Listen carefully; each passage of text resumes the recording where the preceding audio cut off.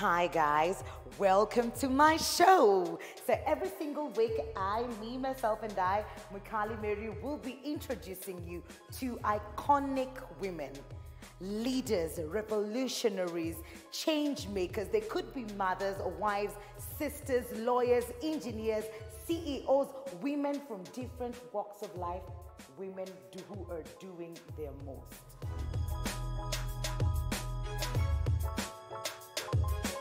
So today I would like to introduce all of you to a woman who landed in the business world accidentally. But 20 years in, she's still at it, doing the most. She is the founder of one of the leading graphic design agencies in this country. She's a mother, she's a wife, she's an entrepreneur, she is an author and a leader in her field. What I really love about this woman is that she is extremely passionate about women, and not just women, women in business. So let's do this.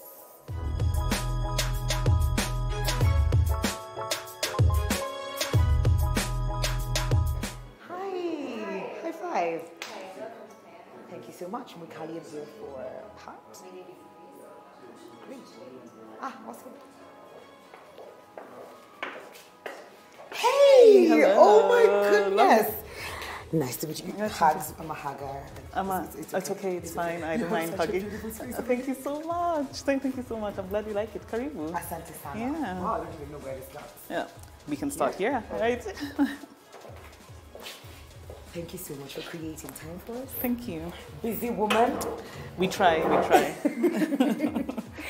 And we walked right into this. And I know I hadn't told people who are meeting here today. Yeah. So I'd just like for you to do that power intro so that we can start the interview and talk about all this really beautiful things. Okay, cool. Yeah, super. So my name is Patricia Okello.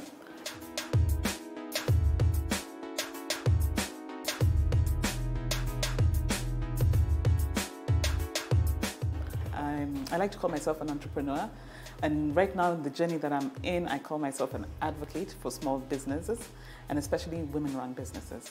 Yeah, I like that. That's my passion. Women in business. Yes. Yeah. And you keep saying that you landed into this world accidentally. Yeah. How did that come to I'm telling you. Yeah. So like many women my age at the time, I was getting married, and I had met my husband in Nairobi, but he actually worked in Mombasa.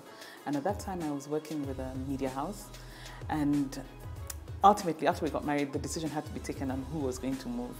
And I guess it is the woman who moves, right? It's all worth it. Yeah, it's all worth it. So I then quit my job and moved to Mombasa. But at the time, the season within which I registered my business and quit my job was about 4 months. And by that time, because I was already a fine artist and there was work that I was doing, and people knew that I was a good artist, if I may say so myself, I had already some jobs in the pipeline. And when I quit my job, I had serviced some jobs with deliveries in December, and then moved to Mombasa once I had done that. Yeah. Great, so that was the birth of? That was the birth of Willard Productions, yes. How many years in now? This is our 20th year.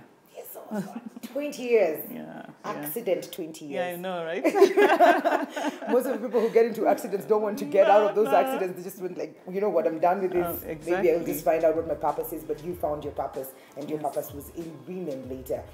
And this is going to lead us straight into this. Exactly. And this is your book. It's not just a book, but a handbook. It's a handbook. For women and just women in business. How did this come about? So this is really many years later, after I had run my business, certainly over 16 years. Mm-hmm. And through there's a lot of introspection that happens when you've been running a business as an entrepreneur. Yes. And I kept thinking, how many other Patricias are there out there who never ever thought that they would be able to run a business, to employ people. This is actually, that was my first business, but by that time I was running my second business as well.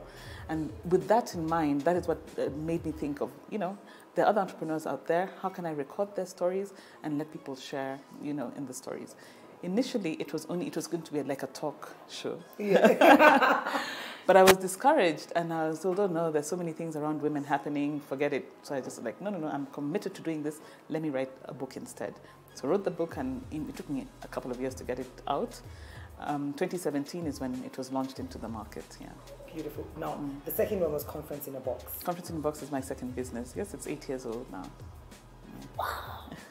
And you have such a beautiful space in here. And we'll get to it. I think this is the youngest baby. Yeah, this is my infant. This is your infant. And I love it. So publication is something that you're into in design. Yes. And we have something else over here, a journal for women doing business. For women doing business. Yes. Right here. Maybe you can tell us about this and how to use it and why it is important for women in business. Certainly. So this is like another thing. So I'm a creative. So I believe as creatives we're constantly producing and creating things. But as business people, we are still creatives in that we are here to meet the gap or a need that is in the market. Yes. So I look at us as entrepreneurs, as creatives as well, even if they don't know it. So yes, the handbook, Women Doing Business in Kenya, is a handbook, and it actually has spaces in which you can write, the thought process as you're using the book. Yeah. But I felt that there was not enough space at that time in it. And if I could just go a little bit back, is in 2017 when the book came out, September of that year, we also launched what is known as Circles for Women in Business. And Circles for Women in Business is a coming together of female entrepreneurs where we, through storytelling, tell our stories, primarily to grow our businesses, but also to grow ourselves, because that's how women are.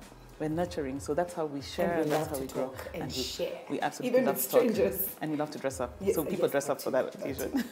Oh yeah, it's a requirement? Yeah, because we take photos. Oh, wow. And share them. Okay. So yes, so that's what came about. So after we had about 3 meetings of approximately 60 to 80 women at each meeting, I was thinking how much further can we go with this, yeah? And a lot of the women whom we spoke to, if they talk about their stories, they really speak about the vision they have or the need in which they're trying to meet. So a journal for women doing businesses puts in mind that women are doing multiple things at any one given time. Yeah. And you need to segment certain sections in your life depending on what you're doing. So that's how the book is. It's just blank pages for women to write inside, but they're colored because we love color. Yeah. And we can segment. So maybe, the pink section can be about health, the blue section can be about finances, your mental green mind. Is money. Money, exactly. Green is money, man. I'll use that line. Yeah. So that's generally how it is, because sometimes when we use the same journal for all our stuff, it all gets jumbled. Okay. But with this one, we can actually segment the different sections and the different things in which we're doing. Any other publications? Yes, actually we do. This is our newest baby, which is Kayana News. So this is all about the network of female entrepreneurs that we have brought together within this space. Okay. And I love, this is something I'm passionate about, telling untold stories. So a lot of the women who will appear on our covers are women who we do not know them at all, but what they're doing is what the stories that we're trying to spread within the publication. Yeah. This is strictly women as well. This is women, but it's also any affiliated things that are happening, around the space of women. So it could be, for example, this one talks about the cottage industry, which we hosted recently, and all the activities that have happened within the space. Noreen, who's on the cover, ran one of our first programs within the space with a group from Ghana. So it's an online magazine, but I also thought that it would be nice, because I love print and I love color. I thought it would be nice to just print a couple for people who come and visit the space and for events that we have. Yeah. Interesting question. I noticed the space is called Kayana. That's right. And then this is called Kayana. What does Kayana mean to you? So Kayana actually means the keeper of keys, right? But it's actually the names of my children. I hear it's called shipping or something like that. Yeah. So my eldest daughter, who's turning 18 this year, is Kaya, and my middle child is Ayana, and they went well together.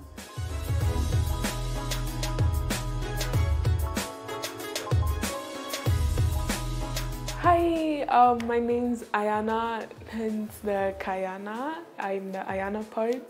I think my mom should give me shares since my name is being used in her office. My mom is super fun, awesome. She's very relaxed and she has a very good sense of style. Yeah, I'd always wanted to name something Kayana anyway. Yeah. So I thought it was perfect. Yeah. Beautiful. I love it. I love it. So this is the very first edition. This is the second copy. Annual, monthly? No, we do it quarterly. And this is our second edition. Our second edition. Yeah. Love it. Yeah. I do. Oh, thank you. So let's look at the other spaces in here. So tell me why women and not gents. Karibu. Oh wow, it's a whole space. Yeah. you. You really do love color. I love, oh my gosh, I love color. It is such a beautiful space, like from the moment you get into this space to all the way here. But then I was wondering, and I asked you earlier about the passion or what inspired you to just focus on the woman and the woman in business. Other than the fact that I'm a woman. That's a good place to start. Yes. So just talking about my own journey, I don't believe that it's unique. Yeah, I don't believe that my journey is unique. And I do believe that there are other Patricias out there who just need to hear these stories, and then, you know, they will be able to get into business as well. So it's more of telling the story from an authentic point of view so that people can recognize and feel inspired to do the same. So this place was supposed to be warm and welcoming, yes, not intimidating like some places. I didn't want it to be sterile. I wanted in some way to reflect our own homes and how we live in our homes. Yeah. And the mural on the wall, yes, reflects the businesses that are within this area in Kilimani. Okay. So you may recognize things like the ladies of the hair, which the is salon. the market, yeah, toy market with the shoes hanging Yes, there, and of course the potatoes and the karai, you know. Mwiko, the chocolate. Mandizi. So this is traditionally the businesses that we know women in this area partake in, and that's what I wanted, a reflection of that on the wall, yeah.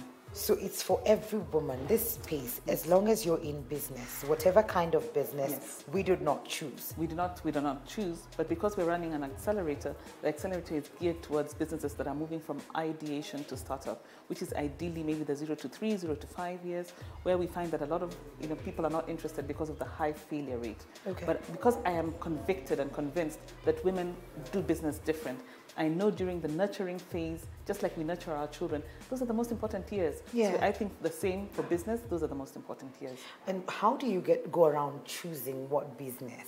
Because if you open this, doors open, and be like, you know what, Everybody will come in. Everybody will come Yes. in. So how do you verify that this is good, but this one is probably focused in this business and they will see it to the end? So what we do, because we're talking about growing businesses into enterprise, there are certain things you must do. Okay. You must have a registered business. So we'll expect you to show us your certificate of incorporation.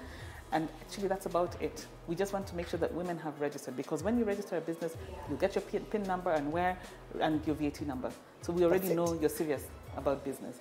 Now we don't want you to fail once you have done that. And that is why we're bringing you into this space. And I have to agree, that is the most important bit, because most of the businesses that are started, they don't go about getting the KRA PIN or the VAT and none of that. They just start a business and they run with it. And when the government comes looking for you, you run away. Then you run away and then you lose Yeah. everything else. So that is the only thing that you need. That is the only criteria we ask. However, a lot of the conversations we have within this space, we will include all women. So the only thing is that the members will probably get a preferential rate or free, but the other people will have to pay a concessionary rate if it's not a sponsored event.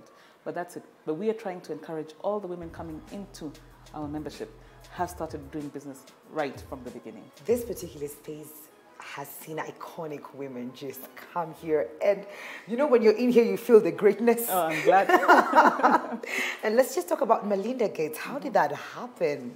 It is one of those things you will see on TV, and those people you never think in your life probably you'll ever meet, but they were right here. That's true. So one of the things that I'm really, really committed to doing is for women to believe in their product, that the product will be a global product and will be successful. I want us to think outside our borders. Yes. And that level of greatness, in speaking, is what I used into what we were doing within Kayana. When we started Kayana, even before the space was open, we already had our website up, we already had our value system, we already knew who was coming to join the space.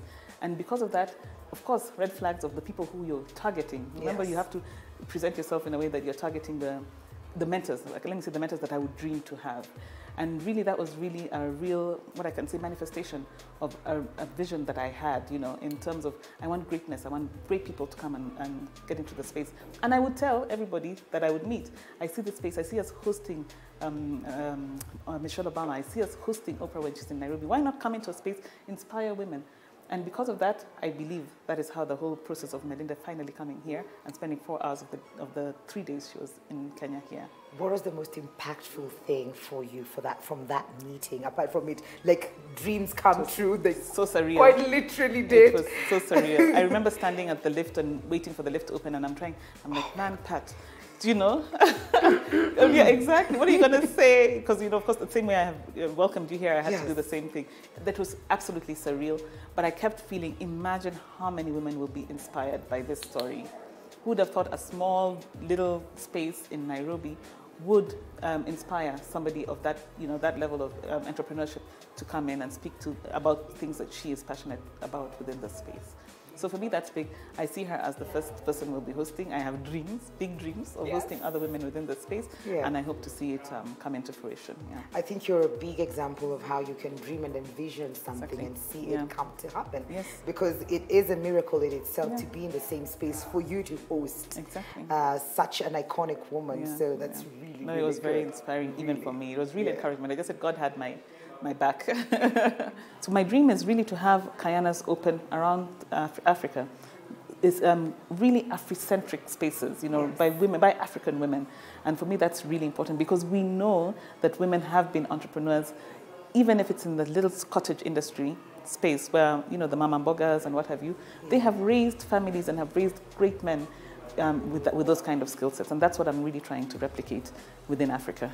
Creating ambassadors everywhere in Africa. Yeah. That's really good. Another thing I'd like to speak about, which is really passionate to me, is the sense of what I call an abundance mentality. Our nurturing instincts are not naturally competitive. We're all about growing. And I feel that the competitive environment in which business is running currently is not, you know, welcoming for women. So I believe a lot in what I call the abundance mentality, where I don't believe in competition, but more in collaborations.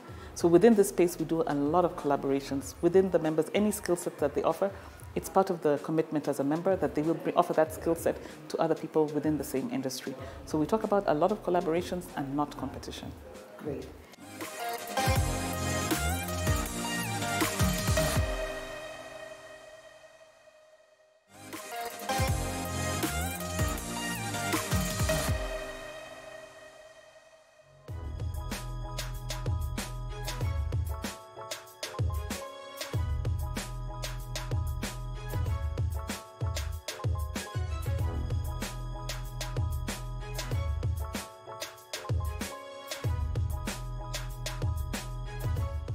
I remember I took a loan, a SACCO loan from my company to buy her a computer to do graphics.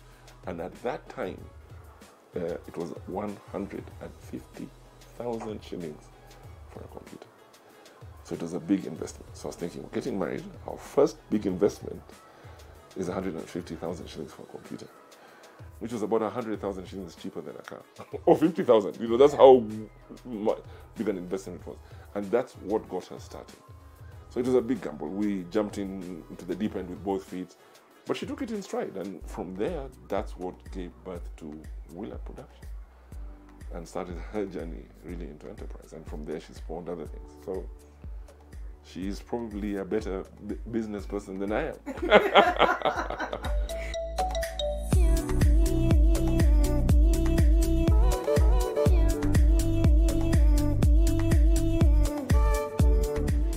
Welcome to Willard Productions Limited, which is the heartbeat of what we do as an organization. Karibu.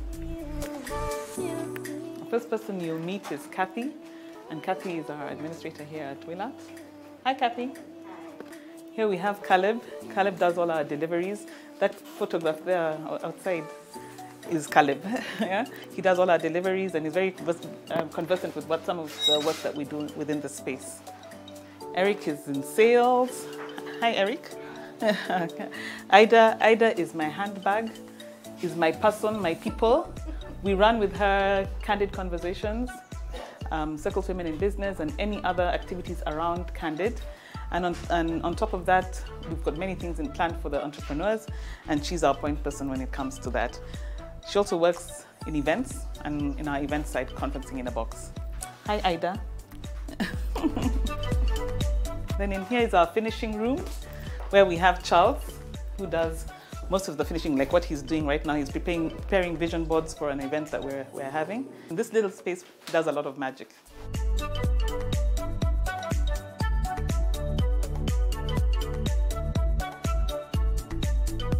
Karibu to our studio.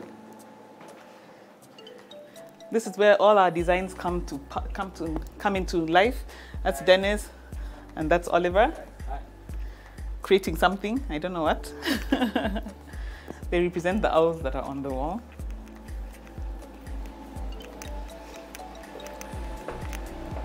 Here we do our print work, and this is Silas. Silas is printing, maybe if you go around you'll be able to see better. Printing on the same vinyl material that we showed you downstairs.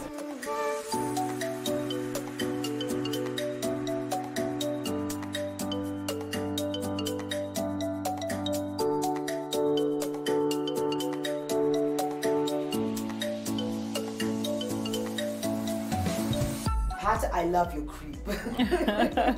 It is a burst of color and energy, and the people here are amazing. Thank you. Was this the first premises for Willard Productions?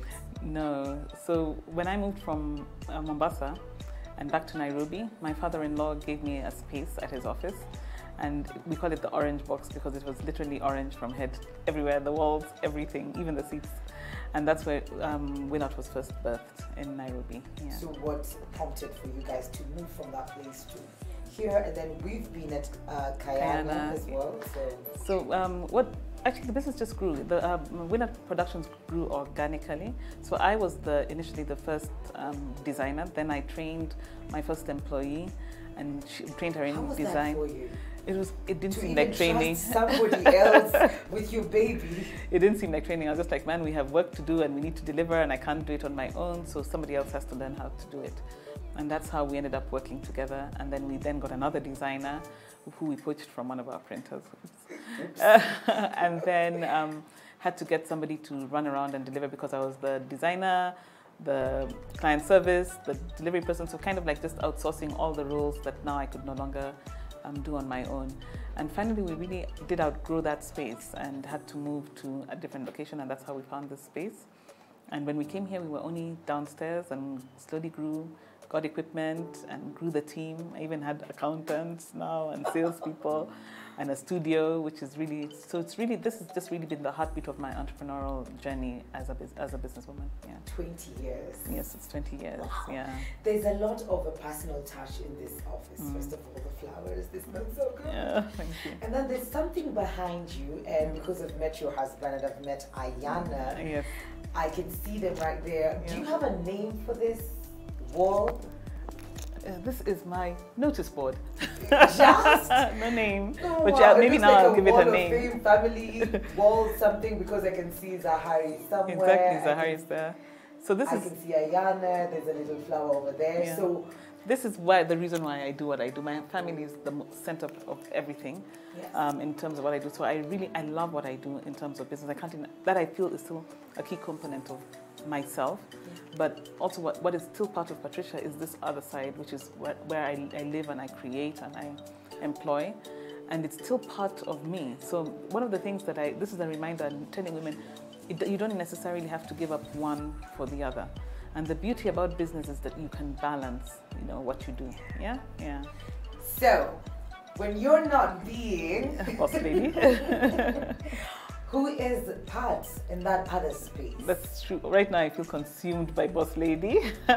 But I love, the things that I love to do, I have grown to love to do, is certainly I go to the gym now, a habit that I was taught by my husband. It wasn't my own. Yeah. I really love that. The thing that makes my journey, I feel unique, is the stuff that I really enjoyed doing became my business. You see, I started getting paid for it. So I love creating. I draw. I'm always producing things. I absolutely love hosting. So I've just learned how to earn money from the stuff that I enjoy. And I know it's a cliche when they say that if you do what you love, you don't have to work a day in your life, but I am living proof of that. So I look forward to Mondays, and I look forward to coming and hearing what we're doing with our week and creating and getting new solutions. So that's all part and parcel of who I am. But outside of that, so I don't work over the weekends. So what do you do? So what I do over the weekends is sleep. That too. It's important. But yes, so I meet my girlfriends. I have scheduled breakfast meetings with I have a girlfriend I meet every second Tuesday of the month. I have what we call Girls Club, which is my date with my mums and girls with Ayana, who you met, Ayana, yes, and mums, her friends' mums. We do that at least once a month. So my Saturdays are pretty full, but doing nothing but just having fun. So we visit people's homes, and it's really intimate and nice, and I love that. I really love intimacy, and I love authenticity. I think you're told I'm deep here. Yes, I was. Yeah. We have the tea. We have the details. So that's how I do it. My son goes for soccer in the morning, so when my husband is not around, I'll take him for soccer. And my daughters always have one thing or the other, dropping, picking, and that's what I commit my Saturdays and Sundays to doing. And when I'm not doing that at my home, I'm an outdoor person. So I will be seated outside with my notebook. I'll read. I read a lot. I have a 52 book challenge, which I'll also share with you to get people to read more. So I read a lot because I'm very introverted. I love quality. A week? That's a book a week, and it's possible. The whole year? The whole year. It is possible. At what point yes, you're here, then you're home, you're dropping, you're reading? Can you imagine? You can do it. You can actually do it. Okay. Yeah. I don't expect to do 52 books, okay. But I certainly, if I have a challenge to do 52, I will stop somewhere around 20, yes. which will mean that I'm doing more reading. Exactly. So I love to read. I love to grow my mind. I love to read for pleasure. Mm-hmm. I absolutely love watching documentaries. Okay. And right now I'm in the space of watching documentaries around small businesses and the business world, What are you reading currently? I've just actually finished a book called The Fisherman, which is an excellent book. And I'm about to start a new book, which name I can't remember, but I was just about to start it last night. Yes, yeah. But yeah. Philosophy, mantra that you live by? I really, because I'm a Christian, a lot of what I believe in is based on my faith, of course, yeah. Okay. But the biggest commandment that I believe 100% is love one another, yeah, as you would love your neighbor. So we're not in this world to only create wealth for ourselves. The purpose that we're here in is for everybody. Everybody has their role and their reason for being here. And I like to say that I believe that everybody is meant to live an extraordinary life. Completely. And it's not about building wealth in terms of money and cash. It's about building wealth for generations to come. And if I can support somebody, help in their journey, then for me that is what I'm here for. And that's what I live by. Yeah. So if there's only one thing that you'd like to be remembered for, what would that be? Is that she encouraged women to go into business. If the numbers can change, they say from when we started Kayana, we can physically count growth in female-run businesses. For me, that's it. My time is done, right? Yeah. Awesome. It has been an absolute pleasure meeting you and spending the day with you. Thank you. And letting us in your world, your family and all of that. And will you keep doing what you're doing? We're such a blessing. Thank you. And we'll be back. We look forward. The verse is, love your neighbor as you love yourself. It's one of those easiest verses you're told when you're in kindergarten or in Sunday school, and they don't mean much then, but later in life, imagine if all we did is spread the love. Rise by lifting, something else that I picked up today, and that maybe you are the reason or you are the blessing for that other person. So always be ready to help, always be ready to learn as well.